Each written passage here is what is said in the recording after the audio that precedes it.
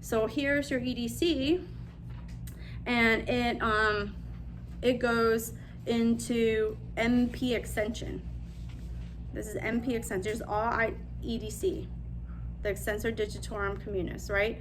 So one of the ways to look at it is gravity eliminated. I usually have them hold a pen or pencil, and I have them go into just extension, right? You're gonna see those tendons work. And if that works, then you're gonna go gravity against gravity, right? And then you're gonna have them go like this. And that's how you're gonna grade and say like, oh my God, your nerve is recovering. And yeah, I get real excited about all of that with everybody, real excited. You celebrate all the steps along the way and you modify the splints and stuff like that. I had a guy who had gunshot wounds and he was in a coma for like 3 months. And when he woke up, he had bilateral radial compression injuries. They don't even know how this happened. And I was like, did he have a lot of cuffs on, you know? And nobody could say anything. And we put him into bilateral dynamic wrist extension, finger extension, and he could tie his shoes. He could do all this stuff. And over a period of time, you could see the muscle recovery. But you can only see the muscle recovery if all their joints are moving. And I had somebody, humeral shaft fracture is the most common one. Humeral shaft fracture. She wasn't in a coma or anything. She was in a car accident, and the way they hit her broke her arm here, and her wrists and fingers are working, but after the surgery, she didn't have any wrist extension. She was so swollen that she was swollen, she was painful, but they put her in a wrist support splint.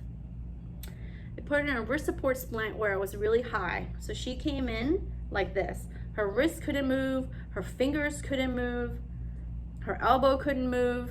She had no supination, pronation. And she was in therapy somewhere else for like a good 2 months. And she was going nowhere. And I said, well, you're not going anywhere. You can't see if your nerves work because none of your joints work, right? So once we loosened up all her joints, we were able to see that, yeah, you know, now all of her joints work. We could see it. We could see, oh, your wrist is coming up, you know? Oh, great. So if your wrist is coming up, next will be your fingers, you know? And then so on and so on. But radial nerve injuries, I mean, like, if you're gonna have any kind of nerve injury, the radial nerve one is the best one. We had our latest one, he had a radial nerve injury, but he lost a chunk of his nerve. So he lost a chunk of that nerve. So he had a laceration. Long, will I get my extension back? Well, you lacerated. It's one of the worst nerve injuries that somebody could have. And so, you know, when they repair it, we have to, actually, they did repair it. And there was an infection and blah, blah, blah, and the nerve didn't take. Oh, well, now I have to change my whole story. No, nothing will come back because, you know, we cut it. There's a huge gap for the electricity. It came down and now it has to stop. It's fallen into the, you know, the abyss of the arm. So no, we wouldn't expect to get it back.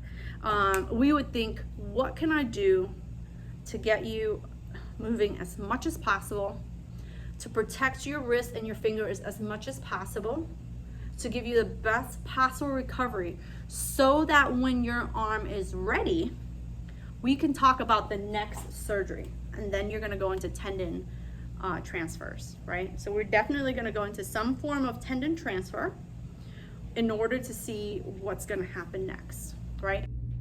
Hey therapy friends, it's Huang here. Thanks again for watching my video. And if you like videos like this that can help you just crush it in the hand therapy world as an occupational therapist, then hit the subscribe button and enjoy the video. Thanks again for watching.